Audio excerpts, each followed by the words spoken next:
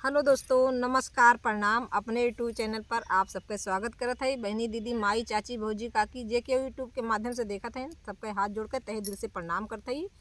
आज हम और हमार देवरान, दोनों देवरान जेठान बहुत प्यारा, बहुत मज़ेदार गीत लेके आ है। चुटकुल्ला नाच गीत आप लोग सुनिए और ज़्यादा से ज़्यादा अपन प्यार दुलार आशीर्वाद दी हैं। आवा गीत का सुनावत है, बहुत प्यारा मज़ेदार गीत बा, एक बार ज़रूर सुनिए। सही करते हैं ना, तो ना सही आता मुझे देख सही तो बा। ना जइबे ना जइबे ना जइबे हो बिना झुलनी गवनवा। ना जइबे ना जइबे ना जइबे हो बिना झुलनी गवनवा।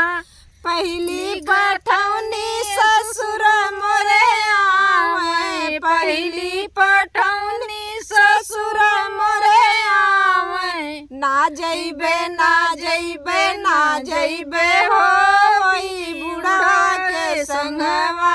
ना जइबे ना जइबे ना जइबे हो वही बूढ़ा के संगवा। ना जइबे ना जइबे ना जइबे हो बिना झुलनी गवनवा। ना जइबे ना जइबे ना जइबे हो बिना झुलनी गवनवा।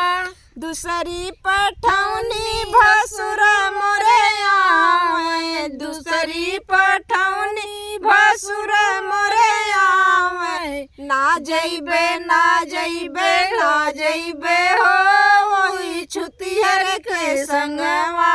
ना जइबे ना जइबे ना जइबे हो वही छुतिहर के संगवा। ना जइबे ना जइबे ना जइबे हो बिना झुलनी गवनवा।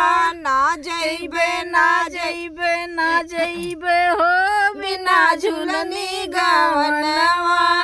तीसरी पठौनी देवर मोरे आवे, तीसरी पठौनी देवर मोरे आवे। ना जइबे ना जइबे ना जइबे हो वही लड़किया के संगवा। ना जइबे ना जइबे ना जइबे हो वही लड़किया के संगवा।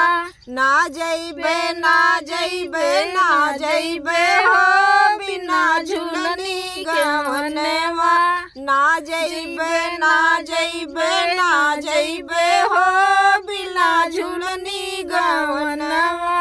चौथी पठौनी बलम मोरे आवे, चौथी पठौनी बलम मोरे आवे। चली जइबे चली जइबे हो अपने सजना के संगवा। चली जाबे चली जाबे चली जाबे हो अपने सजना के संगवा।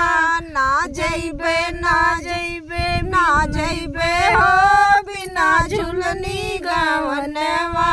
ना जइबे ना जइबे हो बिना झुलनी गवनवा। ना जइबे ना जइबे ना जइबे हो बिना झुलनी गवनवा। तो गीत कैसन लाग आप लोग कमेंट में बताइए और ज़्यादा से ज़्यादा अपन प्यार दुलार दी हैं। मिलत है आगे वीडियो में, तब तक के लिए नमस्कार, प्रणाम।